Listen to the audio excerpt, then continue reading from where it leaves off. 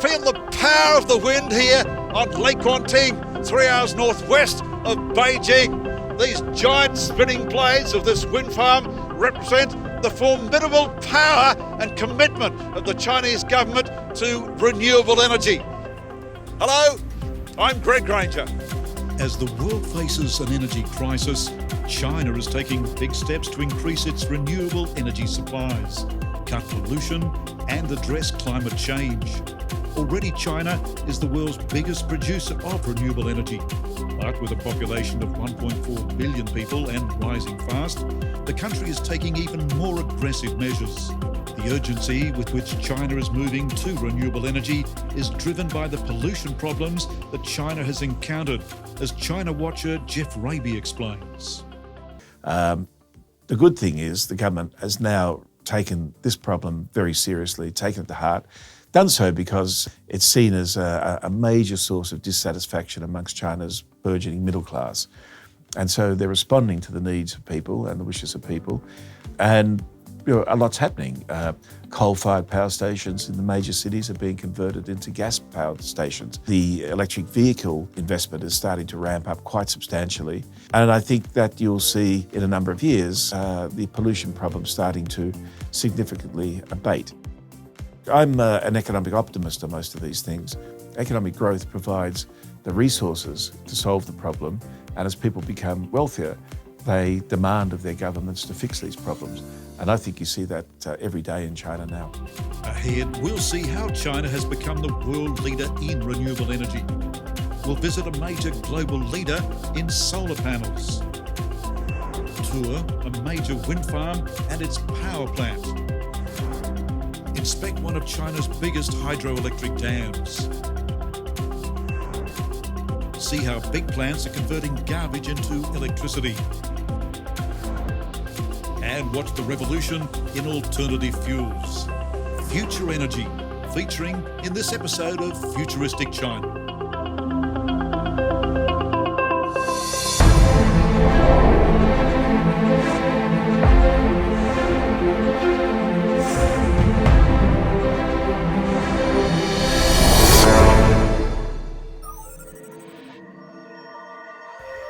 An increasing amount of the Chinese countryside these days is covered by solar panels just like this.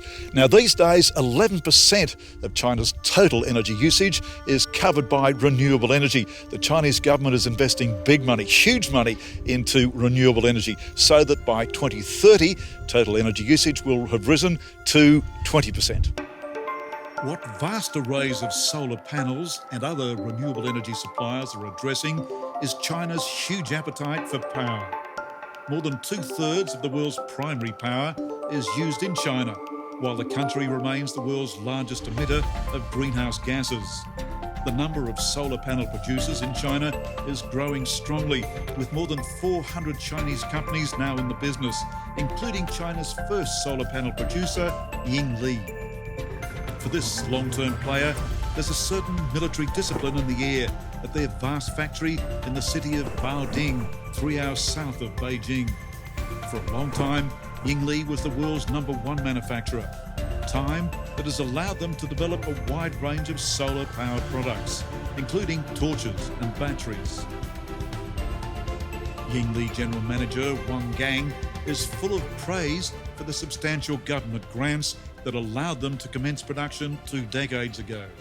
You know, Yingli is the first Chinese factory, and we call factory, to manufacture the solar modules. I remember in 1998, so at that time, the Chinese government gave us some support for this, but it's a tough time. A very timely start to begin producing solar panels, very, very timely, given what's happened with the environment, because this is now a world focus, very much a big focus here in China, and Yingli has been able to capitalise on that. Yeah, it's a good question. It's really for the solar. I think the solar electricity is good for the environment, no doubt. At that time, almost all export to Europe, with a market about 97% abroad.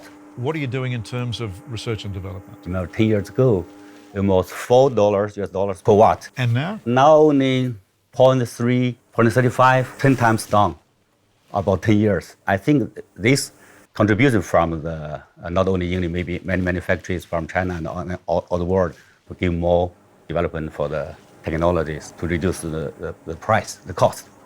So let's look at some Yingli figures. How many people do you employ these days? 30,000, What value does Yingli have these days? nearly 20 billion. That's $4 billion US dollars. That's a very substantial capital. You're a big business. So what do you attribute the great success of Yingli as a business? The first one in China to do this business also have a very good team, not only Chinese people, some guy from US, European countries, even Australia, and a very good team. And also we have a very good culture. How much wattage are you producing in your factory every day? That 10 megawatt per day. Okay, so this is a very, very big production. Yeah, at the beginning, every year, 1 year, we only produce 3 megawatt per year at the beginning. But now, one day, 10 megawatt, 3 times then per year. So what about company philosophy? Do you have a mantra, a philosophy for your staff? I think we can explain how to your employees as these 3 like.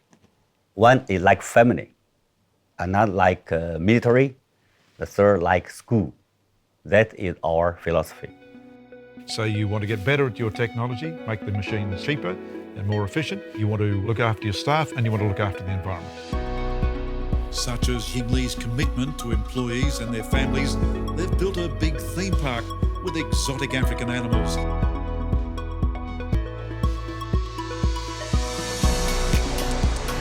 themed dinosaur exhibits.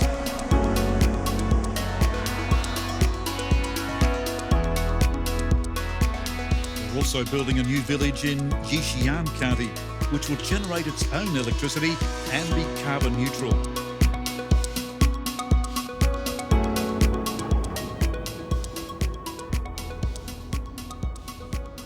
One of Yingli's innovations is to create glass panels with these solar arrays that they use to clad their buildings, their walls, their roofs, and to produce enough electricity to heat and cool their buildings and to feed back into the grid.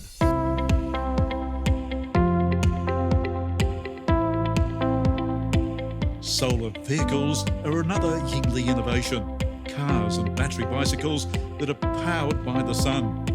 Even the golf buggy used to get us around Yingli headquarters. Now we notice at your factory you've got a car that's got a solar panel on the top. Is this for production? Yeah, it's our future production. As we cooperate with some car factories together, we want to do some more, not only like the solar plant, to do some things as a car, to use solar electricity. Now we just developed this one. So you're seeing the solar panel on top. It's generating electricity. Electric cars are, in fact, the vehicles of the future, are they not? And so a solar panel, a Yingli solar panel on the top of a vehicle, that's very much an exciting prospect for the future. I hope so.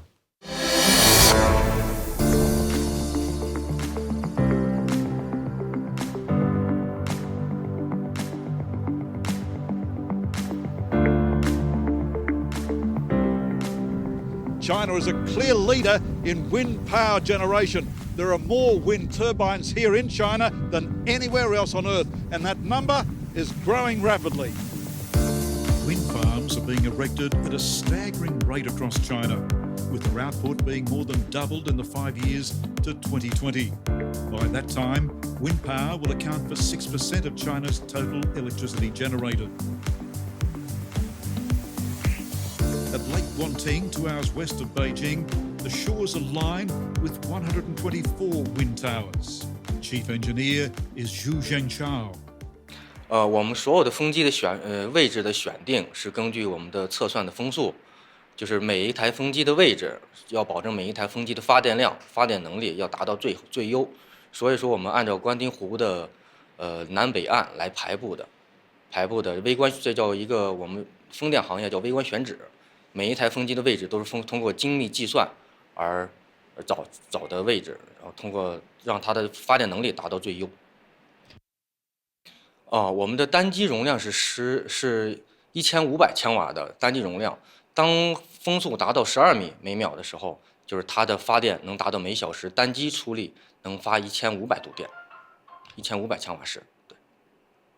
And all over China, more and more wind turbine stations starting all the time. 对，我们的现在清洁能源在大规模的在发展，包括风电、光伏什么的。你像我们的风电现在正在大规模的在建设，利用风能，因为比较是个清洁能源嘛，利用风能发电，现在将替代风能和光伏这样，避免污染。风能的发电比不上火电的稳定，因为它的发电完全取决于风。风如果大，那么发电量可能就会高；但是风小的话，它的发电能力就会稍微低一点。So many more wind stations opening across China. 对，现在全国每一个省市都在建设风电场。You make your living from the wind. How do you feel about the wind? 我们比较喜欢风，因为风来了以后，我们就能发电。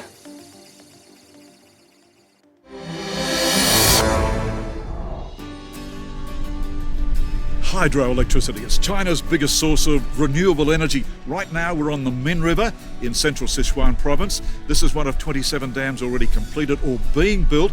This one providing both water and electricity to the capital of Chengdu. The three gorges dams spanning the Yangtze River is the world's largest power station by far. And yet it's one of only 87,000 dams in China. With vast mountain ranges and numerous rivers, China has the largest potential in the world for hydropower. Hydro dams now generate 16% of China's electricity. In Sichuan province, the Zhengpu Dam and hydro station supplies both water and electricity to much of the province, including the capital Chengdu. The original dam was built here 2,000 years ago, with the new dam and its water electricity supplies vital to the region.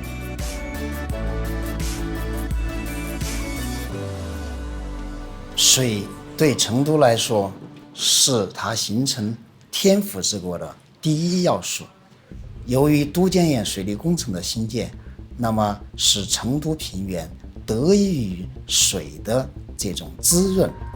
我们2000多年以前，李冰父子这个造就了都江堰水利工程以后，那么使成都这个平原物产丰富没有这个洪水的这个灾害使得水能够满足我们食材的这种生长的需求，那么为我们餐饮、为我们美食提供了大量的这个原材料。所以成都人民在享用美食的时候，实际上得益于我们都江堰的水利工程的伟大的这个工程的奇迹。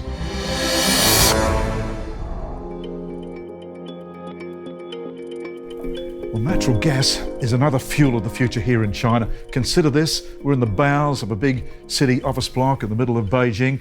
This unit here is taking natural gas. It's come all the way from areas as far away as Kazakhstan, up in Russia.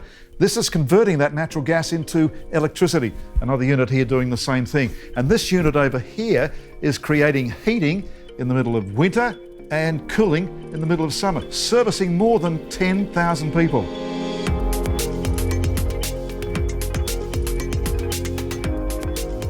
China's consumption of natural gas is surging as Beijing authorities curb the use of coal. Prices are skyrocketing, with China importing 85% of its LNG from Australia and pipelines laid into Myanmar and eastern Russia. Natural gas will soon account for 1/10 of China's energy needs, with individual apartments and office buildings across China installing their own control rooms.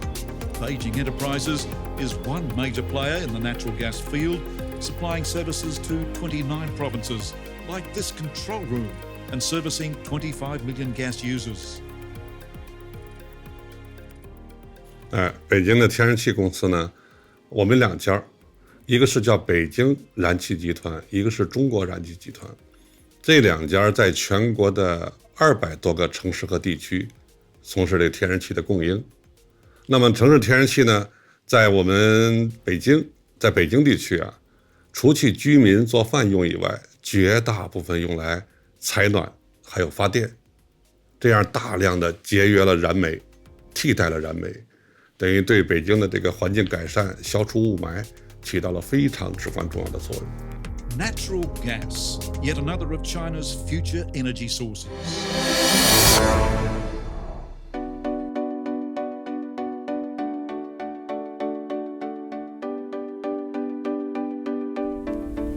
One giant Chinese conglomeration that's powering ahead in so many critical areas like new technology, water management and electricity generation is Beijing Enterprises. They're like a giant octopus with tentacles in so many diverse areas. In the area of waste and electricity, Beijing Enterprises has built this supersized facility on the outskirts of Beijing. The Beijing Goan Twin Waste-to-Energy Plant. Its job to convert the city's garbage into electricity. Chief engineer is Li Huang. We just treat the waste using the incinerator and waste heat boiler and turn it into steam and then use the steam turbine to generate power. We call this waste to energy. Waste to energy, and it's a concept that has two benefits as I see it. Number one, you're reducing pollution, you're getting rid of all that rubbish, burning it off. And two, you're generating electricity. Yes, that's it. And so how many homes would benefit from what you're doing in this operation? I think for this plant, it generates 720 megawatt hour of the electricity, while with 15% of them is for self-use and the rest will sell to the power grid. So it's around 5,000 homes. The process here starts when loaded garbage trucks arrive to be weighed. The government pays them to take that waste. The trucks then back in and unload. Inside, a hall bigger than an Olympic stadium.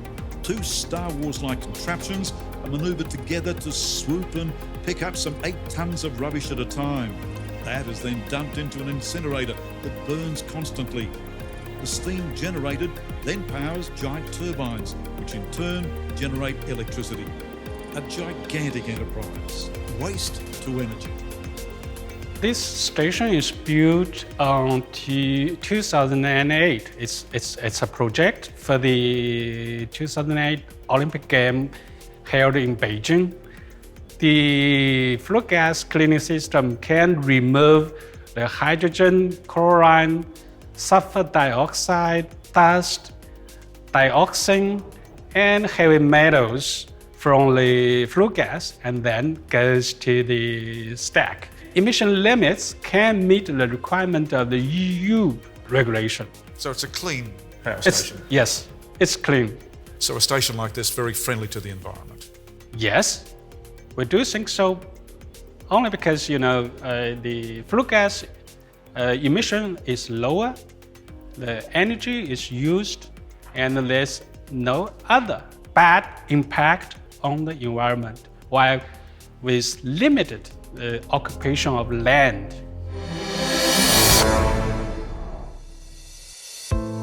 Green energy is also powering cars of the future.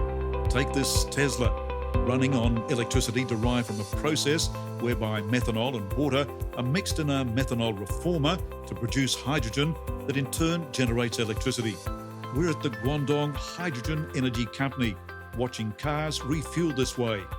Company chairman Edward Huang says all his cars, including the Tesla, use the methanol to hydrogen formula. This car usually before as the new green car, with our reformers, we turn like the methanol and the mixture of the water into the hydrogen, and then with our technology, fuel cell technology, turn hydrogen into the electricity.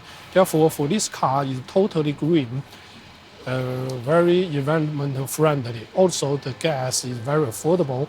It's only 1/4 and 1/3 of the general petrol.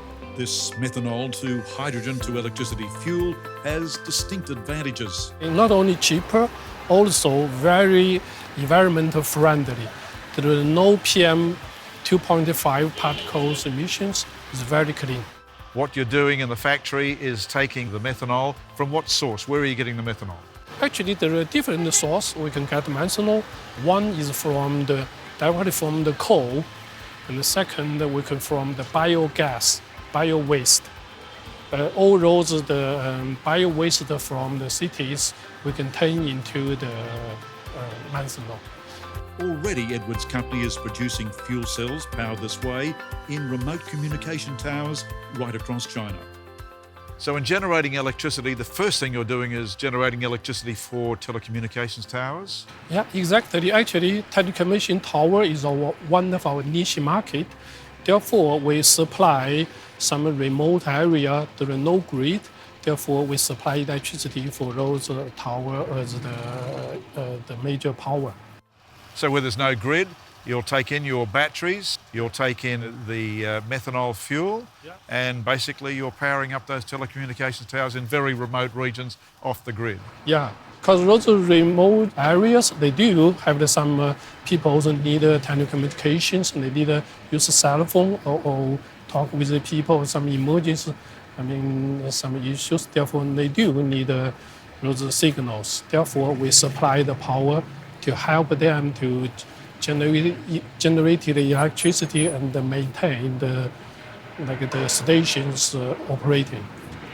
Future energy is very much what you're focused on. Yeah, exactly. We will call the future like the methanol economy would be the bright future of all the energy area.